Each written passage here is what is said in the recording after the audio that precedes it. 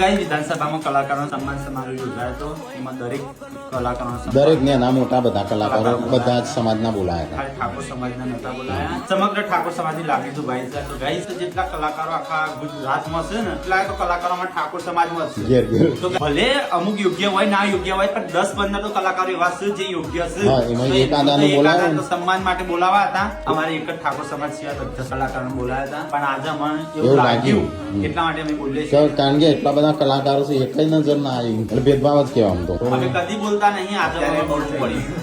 આમાં એવું નહીં કે ઠાકોર સમાજ માટે જ અમારા સમાજનો ભેદભાવ થયો એટલે આજે બોલવું પડ્યું. હા ન કે અમે બધા સમાજ સાથે જ છીએ અને સબરખા મમ્મી કે ના સાચી વાત બધા હરખા ગાય છે પણ તોય આપણી હારે ભેદભાવ છે એવું લાગ્યું મને. એટલા માટે ગાય સાથે બોલી વલે કોઈ પણ સમાજ માટે ના ઉભા રહો ને તો ભાઈ નફો મળે.